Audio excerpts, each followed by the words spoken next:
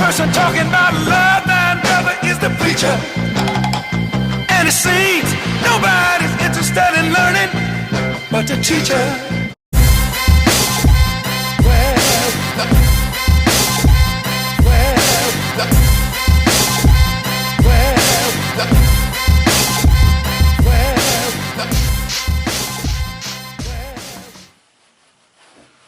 Hey, Chalk Talkers.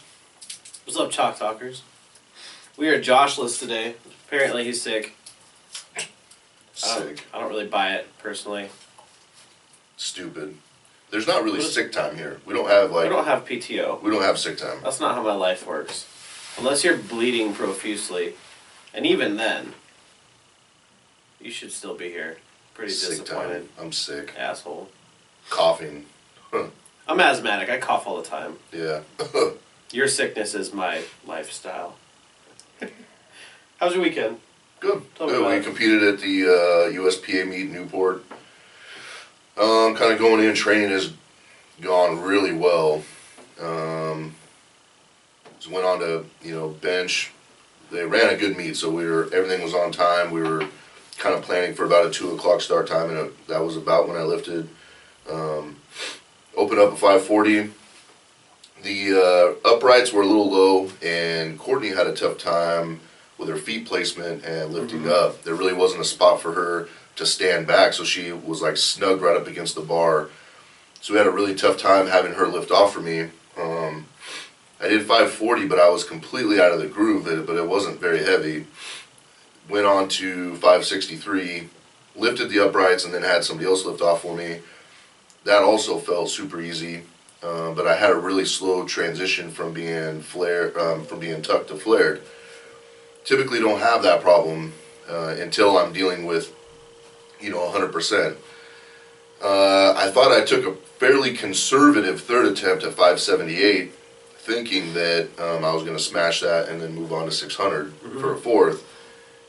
578, the last probably 2 or 3 inches on my descent, almost free fell.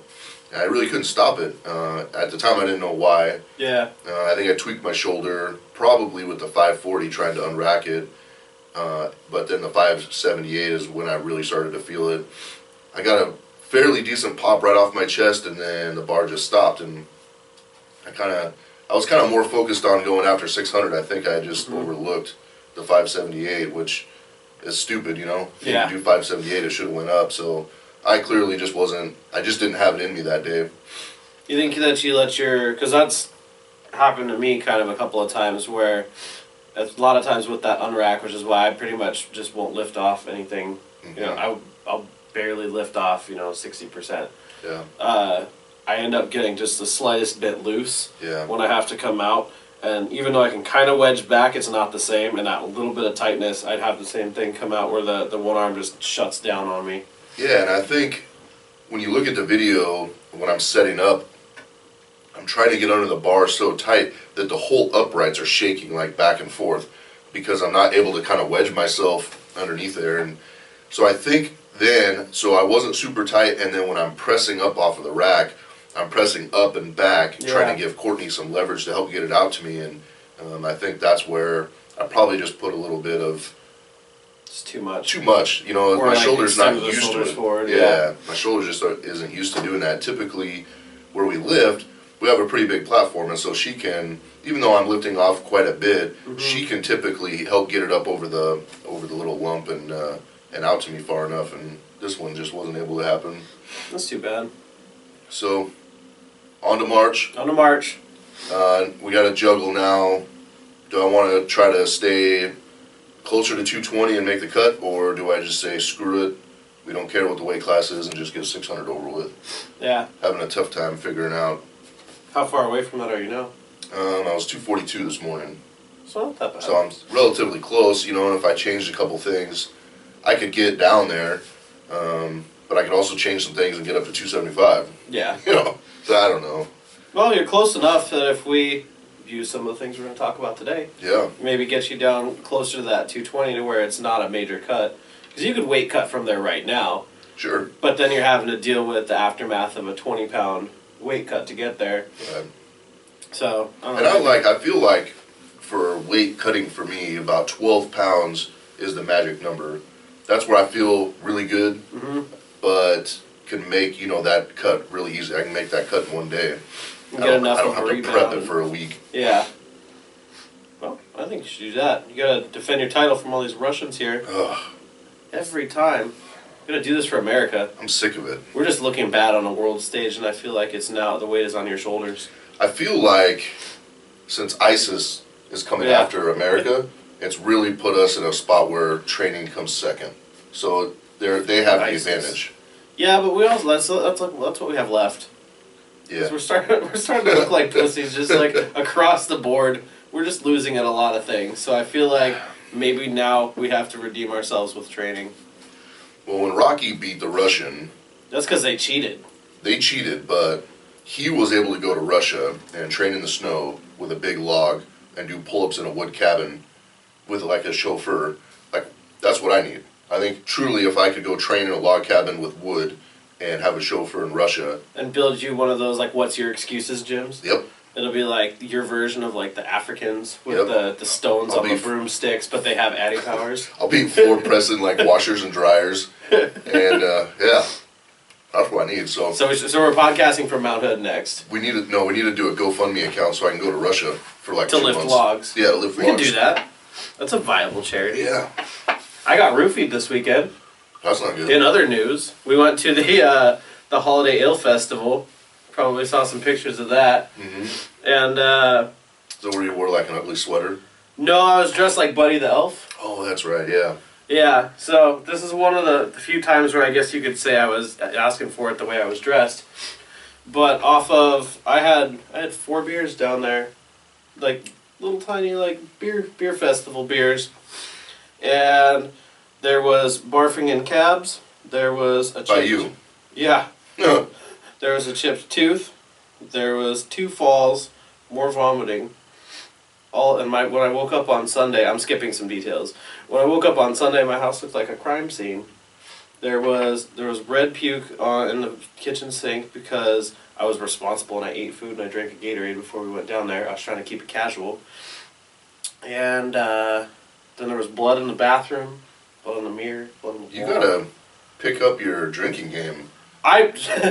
This If it takes 4 beers. No, this is how we know that we all got roofied, because 3 of us lights out at the same exact time All 3 after of you? random. Yeah, nobody remembers anything after the photo booth. All the happy pictures on Facebook are in the line at the photo booth, and then Done. my friend You Brian, guys just got like hungover style. yeah, basically. And I didn't know anything that happened, and so that happened. Wow, that's crazy. Yeah, that's my experience for this weekend. I don't get white girl wasted off of 4 beers. Yeah, I was gonna say that's something. That doesn't happen when you're as fat as I am. I'd like to think I'm better at drinking than that. Dad, talking about drinking, there's in Newport they have this awesome restaurant called Nana's, and I only had a couple beers there because I was getting ready for the competition, but they were like super good beers. But they have these Reubens. So in the 3 days I was down there, I had 7 Reubens. Like this stuff is so good. I can't. Oh man, if that place was within an hour away from me, I'd be. You'd in be trouble. going 275. Yeah, I'd probably be going super heavy. Yeah, it was awesome. So while you were eating Reubens, I was trying not to get raped. Yeah, that's great. So everybody didn't feel that? How many people were with you? We had about 8. It was just 3 of us. All There was- guys? No. Oh. No. Yeah, it was 3 of us out of our group of 8, and the 3 of us just got just completely lights out, laid out. And my buddy messaged me the next day. He's like, "Hey, are you alive?" And I was like, "Yeah." And I really don't understand what happened. I think I had only like 4 beers, maybe 5 at the most. He's like, "You did. I was in line with you for every time you had a drink. I was there getting and I was fine." He drove home, I'm pretty sure. Wow. And I just went completely lights out, puked in the cab. I ended up. You're still married? Yeah, I'm still married. Wow. And I ended up rolling in my front yard, which I wish I had my house GoPro'd, because I would love to see a freaking 260-pound elf rolling circles in the front yard of a house, hammered And puking. and puking violently. Shana had to clean out the cab. I hate I will- puking. Why didn't you guys use Uber? So, alright, so here's the thing. So we ended up making such a quick exit because one of our friends was getting kicked out. As this was happening, I was being like semi-held up by someone else, and this guy is all like, "Hey man, nice tights." I'm like, "Fuck you." He's like, "Oh, you're an angry elf." I was like, "Fuck you, I will fight you." And they're like, "No, he won't. He needs to go." I'm like, "Oh, that's probably best."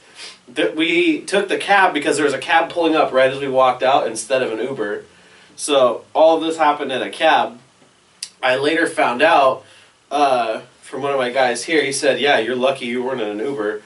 I guess how Uber handles like barf or like destruction to the cab is they don't make you clean it up. They don't do anything. They just drop you off.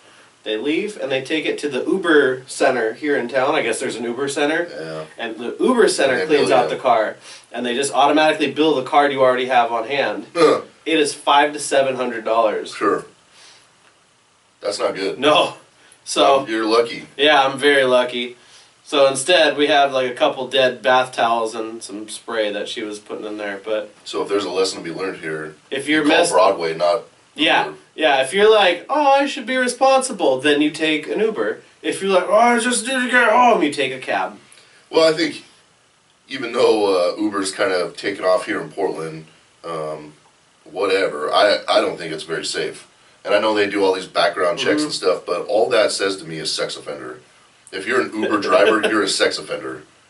Oh well, shit. That might have been who roofied you. It was an Uber driver. He's like, "I'll take you." Yeah.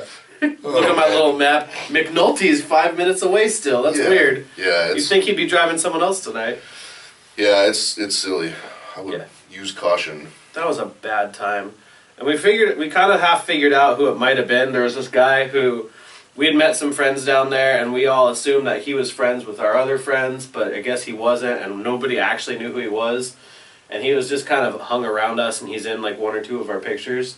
And I guess at one point he had offered to go grab the two girls that were also just shit tanked. Went to go grab them beers. He's like, "Oh, I got extra tickets. I'll grab you some beers. Here you go." And I probably, because I'm cheap, was like, "Oh, free beer? You, dude, are a good dude. I'll take it." Yeah. Oh, man. So, moral of the story, don't leave your drink around when you're wearing slutty yellow pants. Now, let's, honestly, you wake up the next day and your rear end doesn't feel so good. Would you say anything? Absolutely not. Okay, so that probably happened. No. So, the first, That's when I where the woke blood up, came so from. when I woke up the next morning, I was sitting upright on the couch, still dressed like an elf. I've got red down one leg, I've got dirt down the other leg. And I hopped up and I was like, "What the hell happened?" And I look around and I remember absolutely nothing after the photo booth. And so I'm like looking in the kitchen, I'm looking, and I dug through Shayna's phone to like try and get some clues. And I see like, "Jared's puking everywhere and our friend chipped her tooth." And I'm like, "Oh shit." So I don't know how we get home. So the first thing I do is I check my Uber rating. I was like, "Oh no, it's gone. I'm banned off of Uber." Nope. And then I went to the bathroom. And then I was like, "Okay, no, I'm safe. Everything's intact." But when I was in the bathroom, then I saw the blood. So then I tried to clean it up before she woke up. Do you have like a, can you throw up in a toilet? Yeah. Oh, yeah, see, I can't. Yeah, I can do that. Oh, I can't put my head near No. a toilet. It's bad because, I mean, you're at this moment of clarity where typically if you're barfing in a toilet, you've already made bad decisions. And on top of that, like, the times that has happened to me, I'll sit there and I'll be like, "And now your face is in the toilet, Jared." And I get this, like, third-person view of myself. It's like, "This is why you don't do this. You're too old for this shit." 2 years ago, I got a really bad case of the flu. And we decided to have some friends over. This is before I knew I had the flu. My stomach wasn't feeling that well, though. And we have some friends over. One lady brings some chili. So I think, oh, this is good. I'm going to eat chili. So I eat chili, have a beer or two, and I don't remember what they were over for, maybe watching fights or something, but we were hanging out, and I woke up probably 1 in the morning, and I had to throw up. So I get up, I have a big sliding glass window or door in my bedroom, so I tried to open that, and I can't get it. So I go into the bathroom that's right there, and I'm completely against putting my head anywhere near where people put their butts. So I start throwing up in the sink. The problem is when you throw up chewed up chili in a sink, It clogs the it doesn't entire go sink. down. Yeah, I've done that. Fortunately for me, I was able to just open the window, close the door, and Courtney cleaned it up. I couldn't do it. I can't watch people throw up. I can't smell throw up. Yeah. I can't throw up in a toilet. Just can't be around it. No, I'm a sympathy puker. It'll make me nauseous, but I've never actually fully sympathy puked. Oh, I've like panic puked, but we don't need to get into that. I've nervous puked a few times, but those days are behind me. I'm a much better person now. what kind of news we got in powerlifting? Milanichev hit 1,047 squat and is now the first person to break a 2,500 pound raw total. That's pretty crazy. And in that competition, Lily Bridge Mhm. pulled his hammy or tore his hammy. I don't know, actually. I didn't Yeah, see he that. got hurt, and I don't remember if he said he pulled or tore his hamstring, Hmm. but it was one of the two. He which never sucks. really gets injured. He We were never talking gets about hurt. before. Never gets hurt, so wish him a speedy recovery. Hopefully Yeah. it's nothing serious, but It was really cool to see all the camaraderie between the three of them, him and Andre, and then also Zahir. yeah. Yeah, everybody looked like they were having a good time and were pushing each other. Yeah, and that's really what it's about. Yeah, and it happened on an international stage, which I thought was cool. With strict judging, you know, everything was legit, which is awesome. Yeah. But I think, who do you think is going to hit 1,100 first? God. Because Andre's squat, still, like, everything that he lifts looks like about maybe 95% at the I know. most. He never... A lot of the Russians that do this stuff, they all look like they're not, there's no Yeah. grinders. Yeah. Well, maybe that's why they keep beating us at everything. Yeah, I don't know, because Derek Kendall's in that talk. Mm-hmm. He's close. You got Milanichev and you got Lily Bridge as soon as he gets back from Yeah. not being hurt. They're And for both some reason, it grand. seems like there's another one. Zahir, Zahir's in the. he's doubled 1,000 something, I think, in training. He, for whatever reason, always seems to squat real high in training, and then he makes it at the meet. Right. So there's always some contention with that, but he's close. Rob Philippus is hitting 900 plus without sleeves or wraps. So it'd be I'd love to see him get in a pair of knee wraps. Yeah, Man, it's just it's ridiculous. crazy. It feels like, I was just talking about this last week, I think, but it's just like, what, a year or two ago when Eric and, it was last week because I was listening to the one you did with Stan, when Eric and Stan were like battling for 900. Yeah. And now, like, everybody squats 900. Everyone. I remember watching Stan squat, I think 850 or 840, and thinking, holy cow, I'll probably never see this again in my life. Yeah. And now we're 200 pounds more than that. Yeah, Just 800 is like a crazy. prerequisite for being on Instagram. T. Cummings just hit a bench PR 460 at 220 at some SPF competition, probably wherever he lives, Mm-hmm. and He total competes 2055. like every other weekend. Oh my gosh. I don't know how he never gets injured. It's crazy because he does like 13 training sessions in 1 week and then competes. And then trains 14 more times in 7 days and competes again. It's just, Just pretty much PRs every single time. maybe it's because he's only 14. Maybe. Maybe it's Wish I was how young he 14. is. I don't know. I don't know. I'm old balls and loose skin. Yeah. I got Kirill Sarchev. I'm sorry, I'm Kirill. butchering it. Kirill. 738 raw bench. New world record. He made it look like butter. Yeah. Made it look super easy. It was fast and Zero smooth. effort. The pause was legit. It was a legit pause. Yeah, it was ridiculous. Again, that's another bench that just a handful of years ago, if you benched 700 pounds in a single ply shirt, you were strong. Mm-hmm. Like that was legit. Yeah. You know what I mean? And now we're talking about people doing that raw, which is insane. What do you think? What do you think is the reason behind that? Why are we starting to see such big numbers raw? Because I think we have all these sort of like overloading tools. Like you can use a bench press shirt to overload. I think before, a lot of people didn't transition from wearing a shirt and benching raw. I think the people that did that weren't really good at either one, so they just kind of bounced back and forth. I think a lot of people focus just on shirted benching. You have guys like Kirill that probably never really trained in a shirt, probably just kind of slowly progressed as a raw lifter, and then obviously everything is kind of changing with our training. Yeah. You know, and it just, I don't know, it's crazy. Because I was talking about this as well last week, and kind of one of the ideas that I had on it was a lot of the records that, you know, are recently just being completely smashed, but prior to that, they held for, you know, 20 plus years. And a lot of those older guys, you know, were classified as single ply lifters when they were lifting in knee wraps that were like basically ace bandages, Right. you know, and their suit was was a shitty singlet. Right. And so a lot of the numbers that we would now consider classic raw are written down as having been single ply, because that's how it was back in the day. And I feel like as soon as, you know, those people that pioneered the sport, as soon as that got popular, there was this transition into multiply lifting, and raw kind of got forgotten for Yeah. a good amount of time. And so one of the things that I think is maybe happening is, as we're now going and moving away from that multiply side of the sport back to raw lifting, we're picking up where, you know, that never got fully developed. Because it's not like our training methods are necessarily that much more complex or intelligent, because at the end of the day, like, things are pretty basic. The stuff that works is pretty basic. But I think we're seeing the combination of, you know, better gear that's more similar to what was, you know, being done back then. So that single ply that was classic raw. Now we've got better knee wraps that you can get 100 pounds out of instead of 20.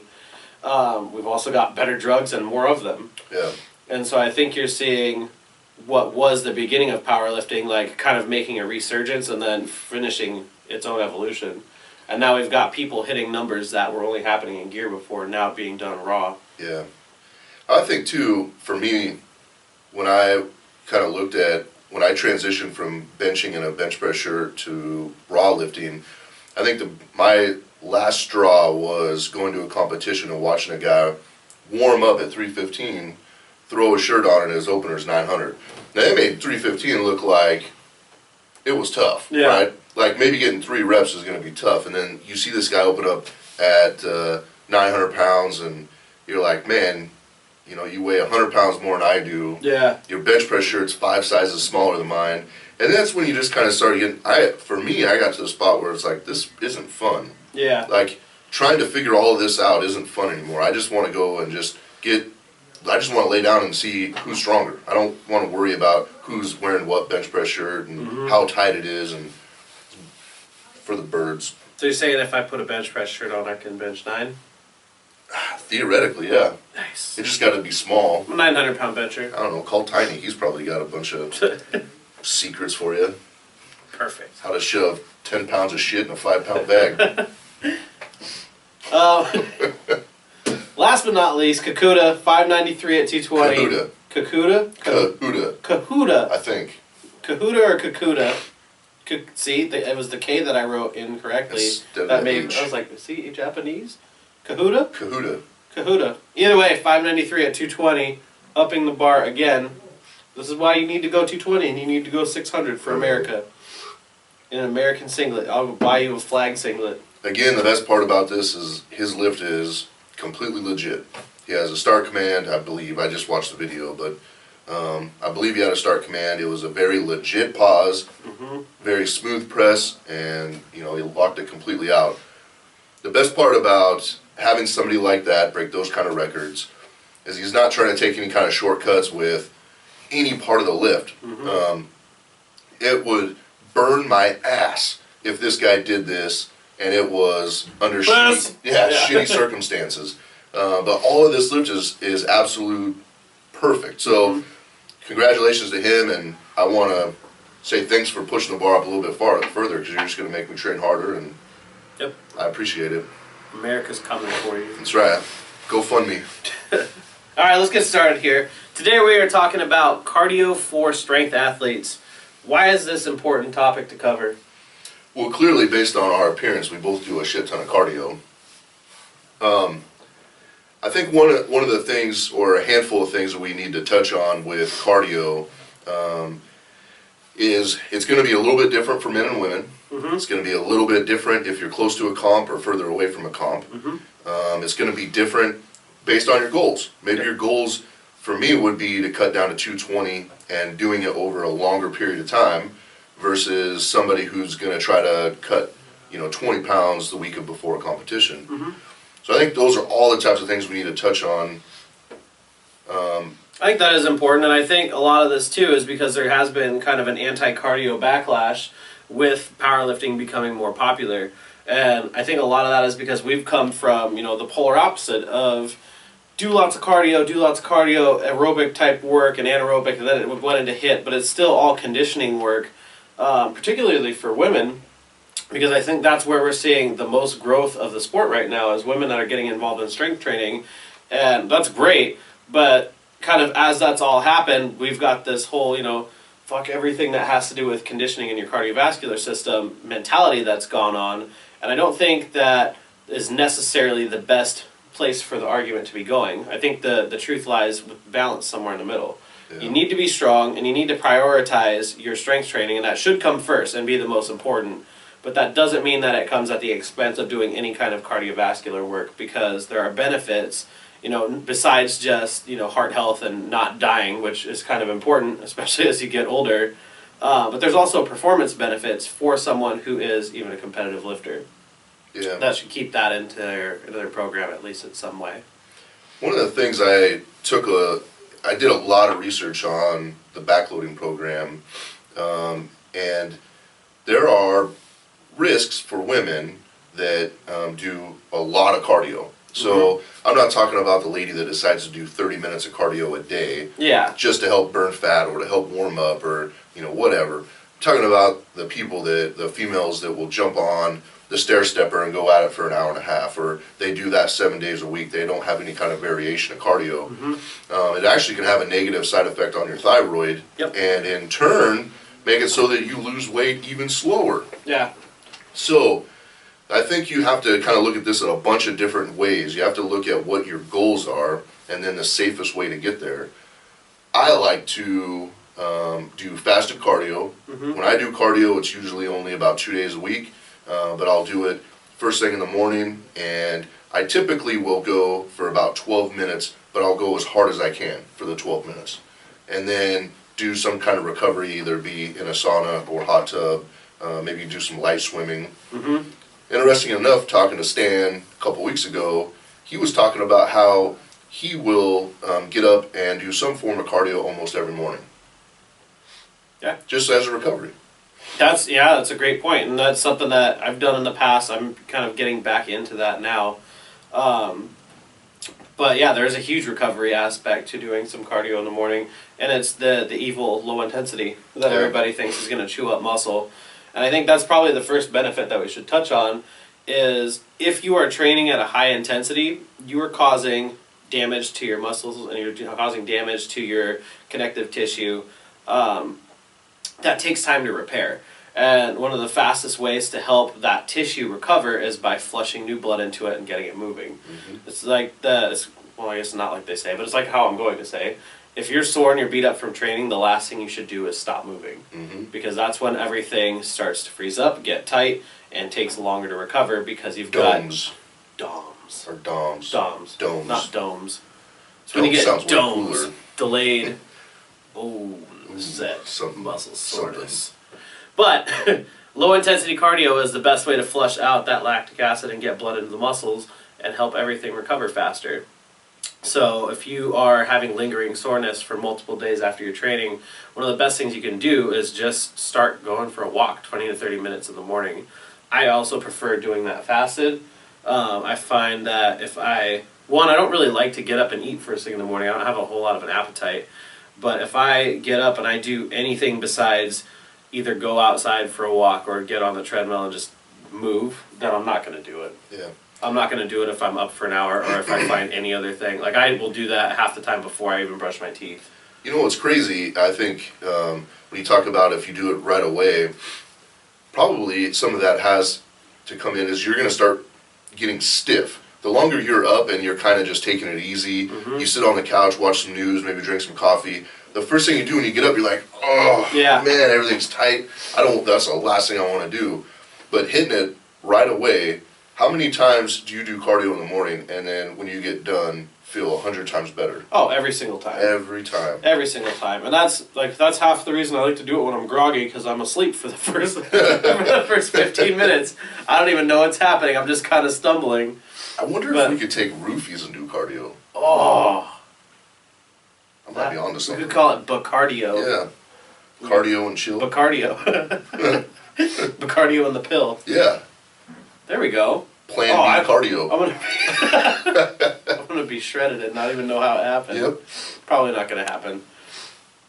But yeah, there's a huge recovery benefit of doing that lower intensity cardio. Doing it fasted, there is some argument to say that there is a benefit as far as higher percentage of body fat burned while doing that activity. You can argue about that all you want. I think it really comes down more to how much total energy you're putting out over the course of the day. If during that period you're burning more fat, great, but you can't look at things in that small of a perspective to just worry about the type of fat that you're burning for 30 minutes. Look at increasing your total overall amount of calories that you're burning, which I guess is another benefit too. Yeah, and also the deal with like the fasted or not fasted, I think some of that has to do with, it's kind of similar to like your grip on benching, right? There's no one way to put your grip on the bar that's the best way to do it. I think it's basically your preference. Yeah. And like when I do fasted cardio, the reason I prefer fasted cardio is because I don't have that full unsettled feeling in my stomach. I feel like I have a little bit more energy. I'm a little bit lighter on my toes. So it's easier for me to do it that way. If I were to eat and then go do cardio, I probably wouldn't bring the same sort of intensity. Yep. So again, that is basically your own preference. If you wake up and the first thing you do is have to eat, because that's what makes you feel better, then do that and then go and do cardio. I just prefer some coffee. Yeah. Just that way, by the time I'm done, my coffee's done. I can probably answer a couple of emails on the treadmill or something if I want to, or if I don't want to, and I just want to start my day with 20, 30 minutes of just chilling out and focusing and kind of thinking about what I need to get done. Then that has good mental benefits for me too. Yep. Gets me out of my head for a little bit. So I think another important point to touch on is the benefit of also just increasing your overall energy expenditure for the day. When it comes to maintaining, gaining, losing body weight, changing body composition, whatever, it comes down to the overall amount of calories that you can burn through in a day. And so if you're a strength athlete, or if you're trying to make any kind of a change to your body composition, you need to realize that the more calories that you can turn over in the course of a day, the more you're going to better utilize those nutrients that you do take in. So what I mean by that is, let's say doing nothing, you burn 2,000 calories a day, right? Mm-hmm. That's just you sitting on a couch, you burn 2,000 calories a day. If you eat 2,000 calories a day and burn 2,000 calories, your body weight stays the same. If we can take that base metabolism and add, 1,000 calories worth of activity, whether that's coming from your strength training or your cardio training or some combination of the two, ideally, then now we're burning 3,000 calories a day. If you still eat at maintenance and you're eating 3,000 calories, we're now turning over the amount of energy that you take in that much more efficiently. And if your training is set up so that way the nutrients that you're taking in are going for recovery, you're going to better utilize that extra 1,000 calories in preference towards recovering your muscle tissue from the training that you're doing. Meaning, you can eat more food and not get as fat from it. And you're going to change your body composition. Yeah, and you're going to change your body composition without really doing anything other than that. And so I think having, some kind of cardio training is a great way to allow yourself to eat more food if you're trying to perform better, because more food and more fuel is going to allow you to lift harder and do more volume of work. Or if you're trying to lose weight, then guess what? If you are training this much more, we created a calorie deficit without you having to lessen your amount of food that you're taking in. And so that gives you a lot more options as far as adjusting your calories or increasing your training or changing the frequency of these things to make body comp changes without just starving yourself. Mm-hmm. We haven't even touched on the health benefits of doing some sort of cardio. Yeah. For your heart. Erectile dysfunction. Does it help erectile dysfunction? I don't think so. Actually, I think too much cardio will give you erectile dysfunction. Oh, I'm done doing cardio. Done. Done. This whole episode's a lie. It's a lie. But just your heart health. Mm-hmm. A lot of times, we'll see people, maybe big-time bodybuilders, do large amounts of cardio. Again, that has to do with the calories in and calories out, but it also has to do with health. Some bodybuilders may be taking in certain chemicals, and they want to live maybe a little bit longer than 32. Doing cardio is really good for your heart. There are a list of things that it'll do for your body to help maintain a healthier lifestyle for a much longer time. And it's important to not, we talk just about training, about, building strength, but you can't be strong if you're dead. And I'm pretty sure if you're on your deathbed at 45 years old, you're not going to look back and be like, oh man, but I really nailed that one, that squat PR back when I was 20, remember? Oh, hell yeah. Nobody's going to care. No, nobody's going to care. And so the underlying important thing is that you need to take care of yourself. You can't train and be strong if you're not healthy. And this is one of the things that you need to do to stay healthy for a long time.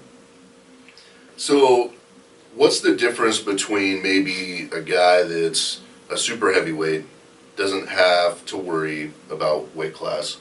What benefit would it be for him to do cardio at least a few times a week?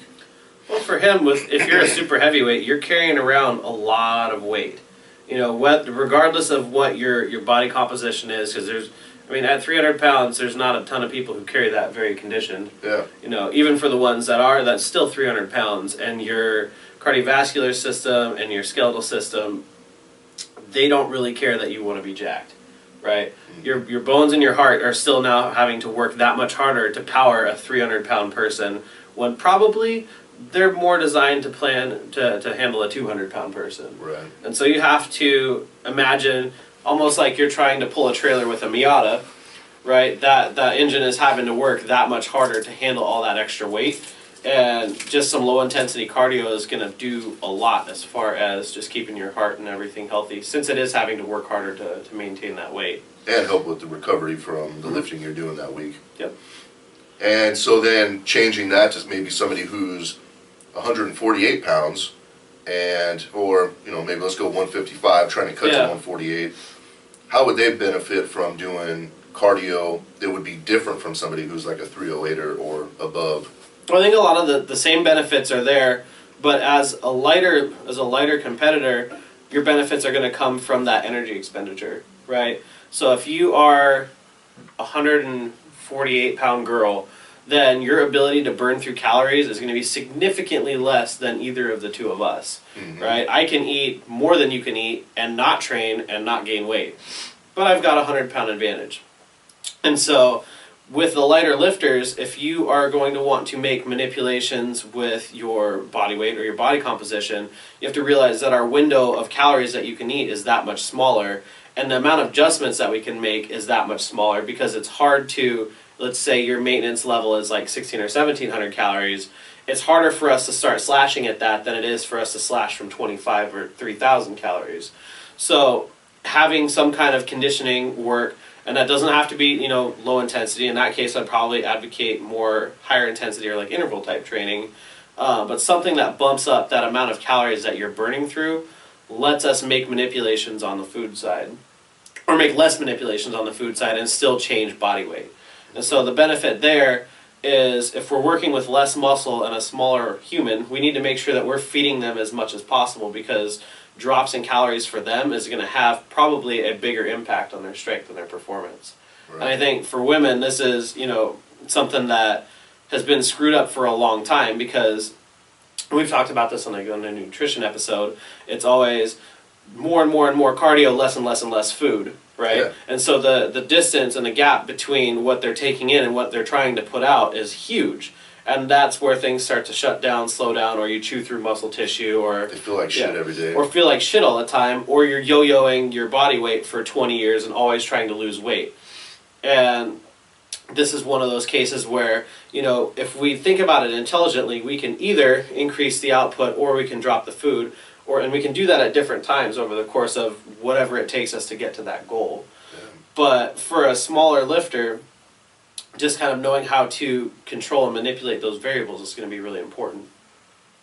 Now, what do you think about like different programmings? I think my cardio is different leading up to a competition, or as I kind of get into that 8-week window, I'm less worried about doing fasted cardio, and I'm more focused on just doing some sort of cardio throughout the week. Yeah. Not really caring when it is. If it's fasted, I don't care what the intensity is.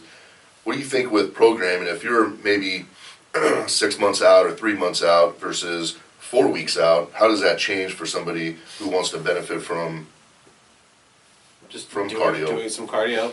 Well, then I think you need to look at the types of cardio that you're doing, because we do have lower intensity things like walking, or pretty much walking. I'm a fan of like high intensity and low intensity. I'm not a big fan of middle.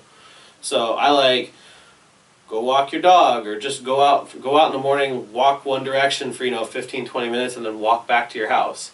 Don't complicate it. Don't make it something that you're necessarily trying to program a whole lot. Just pay attention to how long you're out there, and maybe over time try and do a little bit more, or don't.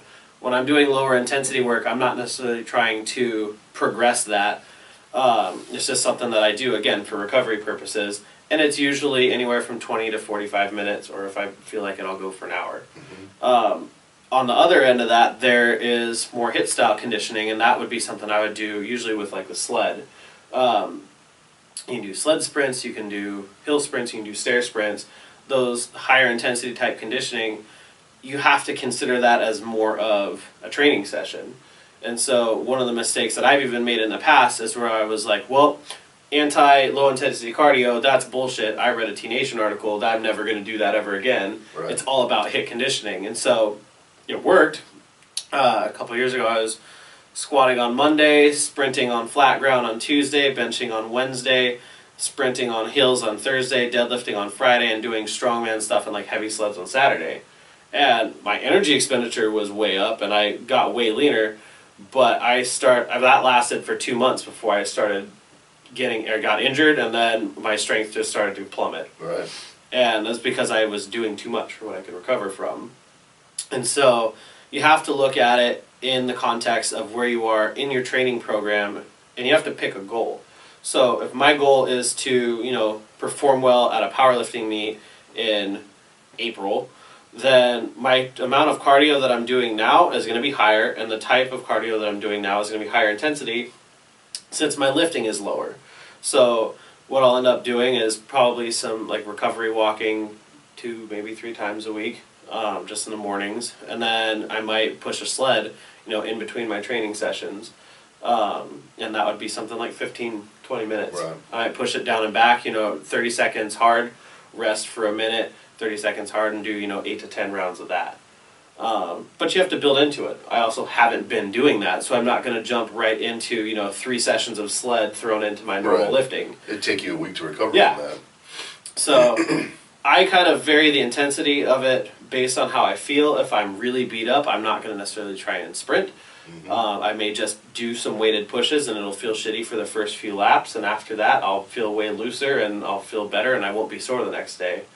I think we Good. could start planning like PRs around our cardio. Cardio PRs? Cardio PRs. Like that's another thing we can Instagram picture now.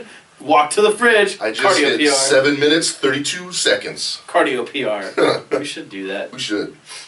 I'm going to get a headband too. Cardio when I do PR. cardio. CPR.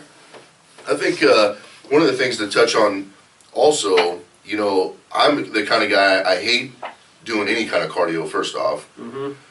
I particularly hate going to a commercial gym and jumping on a treadmill or a stair stepper, and they're like, oh, who's this fat guy that walks funny, and he's running on a treadmill. So some of the things I like to do is like play racquetball, basketball, and just kind of being active. I played on a city league for a while with basketball, and that's all I used it for was the cardio. Yeah. I didn't care whether we won, lost. I mean, I was competitive and always wanted to win, but the idea behind it was just being active out there running, Yeah. and just trying to burn up some calories. Same thing with racquetball. I've always enjoyed playing racquetball. I suck at it. I'm so horrible, but it's just another way to go out there and burn off some energy. And it just doesn't feel like you're sitting there in a hamster wheel. Yeah. And that's why I've gravitated towards things like the sleds, or just picking some stadium stairs or a hill, because I have an easier time with like a distance type goal. If I was like run up to the top of there and you can see it as fast as you can, then just walk down. That's a whole lot easier for me than sitting on a machine and watching a clock tick down. Watching the outside. reruns of The View. Yeah, I've wanted to kill myself for 8 minutes. Oh, I've wanted to kill myself for Yeah. 9. PR. Yeah. I'm still alive. Right. And that's just boring to me. And so I like things with a distance goal. The sled is good. I've sucked at too many sports to be like accidentally active. That's just frustrating for me.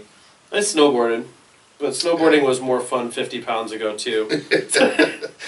I can't see you eating shit on a snowboard. I don't eat shit. I'm good. Are you? Yeah. I gotta see this. I can snowboard. I'm from San Diego. Come on. Chill, bro. You used to snowboard in San Diego? Yeah. Where do you snowboard in San Diego? Big Bear. Oh. Isn't that a ways away? About an hour. That's it? Oh, I thought for some reason I was in We don't have Northern 55 mile an California. hour speed limits there, so you can get there and you drive 90 all the way there, and you can All right, get there in about an hour and 20. But For Big Bear, there's some one in reason I thought Big Victorville. Bear was like Northern California. That's Mammoth. You can get there in like 5 hours. I've been there too. I've Well- gone to Big Bear. I grew up riding Big Bear and Mountain High, which is in Victorville. Or not Victorville. Victorville is close. And then I've been to Mammoth. I've gone to Whistler and Blackcomb in Canada. Been to Well, Tahoe. we'll go to Mount Hood. Okay. You can do what you're good at with snowboarding. Fuck I'll yeah. do what I'm good at with sitting in the lodge drinking beer with my feet up. Okay. And then we'll just meet up afterwards. And we'll see who burned more calories. Yeah, exactly. We'll both put on get a Fitbits. Fitbit. I don't think that would fit around my arm. Probably not. I'll do a couple. Let me get extra couple fat fingers. Fitbits. Yeah, you can do some randomly active shit. I think the moral of the story is be balanced with your training. Don't get too focused just on your strength training. Realize that there are whole other parameters that you need to pay attention to for your health as a human. I mean, being just generally active and doing some kind of sport like that is also going to keep you agile. It's going to keep you mobile. It's going to keep you limber. Don't follow the fads. Yeah. Don't follow just because somebody on Instagram posted saying, "Oh, screw cardio." Yeah, I don't do cardio. I just eat I donuts. just eat Pop-Tarts, and sure, for some people that will work for a short period of time, but over time that won't work. Yeah. And even if it does work for that short period of time, you're not doing your heart any good by eating like shit and lifting heavy 3 days a week. Yeah.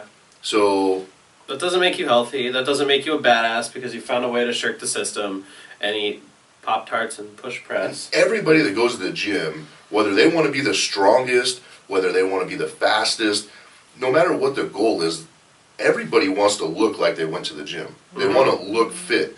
And that means, doing some cardio, eating right.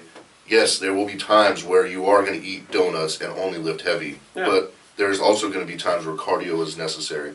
There's no magic pill, there's no magic drink, there's no magic cleanse. You got to put in the work, you got to do cardio. You No gotta be matter consistent. where you're at. Balance involves having some discipline. Balance doesn't mean just including shit that somebody who's disciplined wouldn't do. Yeah, It means you still have to do the other half of balance, not just eat the donuts. right. Donuts sound good right now. Donuts do Why don't something. we ever have donuts in here? Well, we can go eat donuts on a treadmill, and then I feel like it cancels each other out. You think that I could sit on a treadmill and maybe on a skateboard or something? Probably. Same thing. Yeah. I'm Who's to moving. say you're on a treadmill? Yeah. Nobody said you had to be moving your legs. Yeah, It's like checking in at the gym. I didn't lift anything. right. I need took to a figure picture out of a way I to- took a picture of my shoes. I wonder, I bet I could probably walk on my hands on a treadmill. That would be impressive. Does your actually. treadmill work? Yeah, I got rid of it actually. Oh, you did? Yeah. Crap. I tried Alright. out today. Yeah. All right, that's enough of that. Do we have anything to close out with? Events. Deadlifts for Dornbecker It's next in a couple weekend. weeks, isn't it? That's Next in week? next week. I know. Next Saturday? Next Saturday. It's the 19th already. Christmas is the weekend after oh my that, gosh. and then New Year's, and then it's 2016. I could use another 16 weeks before Christmas. Tell me about it. Jesus. Happy birthday. It was Mark Bell's birthday yesterday. Happy birthday, Mark Bell. And Dan Stevenson's. Happy birthday, Dan Stevenson. I think I said happy birthday to Dan on Facebook. I think I did too. Here's a belated happy birthday on a video that's too long that if you do sit through the full hour, you'll feel really good. Yeah, plus, it'll only be 2 weeks past his birthday. Yeah. We're still celebrating you. Yeah. Happy birthday, Dan. Um, So that's coming up. We've got the skip leg day contest, and you can meet, excuse me, say it. CT Fletcher. CT Fletcher. CT motherfucking Fletcher. I'm super excited. I wish I had a few more weeks to prep for this, but it's a lot of fun knowing that I'm bringing somebody in that people that don't go to like Fit Expos or the Arnold, they're never going to have a chance to meet this guy. This guy's not going to come to Portland and hang out at the Gold's Gym like Why? that. It just doesn't happen up here. So you're There's saying no Portland has nothing in common with Compton? I mean, what is he going to... Why would he come up here? I want to check out Voodoo Donuts and Starbucks. I heard you guys got real good artisanal chocolates. Yeah. You mean you want to go and hang out in the vintage Portland and see a bunch of hippies walk around Hawthorne? Yeah, why not? Maybe CT Fletcher likes to blog. I don't think so. We should get him a sleeveless plaid shirt. And send him home with like a lumberjack axe and a bear. a craft beer. So it's kind of cool to bring somebody in that gives people a chance to really meet this guy. I think CT is a very unique person as far as his attitude towards lifting, and he kind of brings a different approach as far as like the overtraining and you know, just work your tail off to get there. All of that aside, whether it's right or wrong, it's kind of neat to meet somebody like that. Yeah, absolutely. You know, and then the couple of times I've spoke to him has been, you know, he's a super nice person. He's a nice guy. Yeah. So it'll be fun to have him up here, and I'm looking forward to it. I think it's cool that you included the strict curl and the overhead press. Yeah. I think that'll be fun. It's not the typical, you know, it's not just a bench only. It's not a push-pull meet. You don't see those lifts really perform that much anymore. You know, and none of the lifts besides benching are sanctioned, so the curl and the overhead press are going to mean nothing. But it just gives people something else to do. Yeah. I think the bench press is typically, for a 3-lift lifter, is typically their worst lift. They don't, that's what they neglect mostly. Yeah. So, kind of just adding things in, you know, who's going to be able to say, man, I was able to curl against a wall that was right next to CT Fletcher while he's sitting there screaming at me. Right. I mean, that's not going to happen very often. And I mean, how many people do you think are going to tear their biceps off trying to impress CT probably Fletcher? a lot. Yeah, there'll be a lot of waivers to sign. Collect those quick. But it'll be just something kind of cool, you know. I just want to Yeah. make a unique experience for people. You know, it's something just to bring somebody in and have fun, and something I want to continue to do. It's awesome. I'm looking forward to it.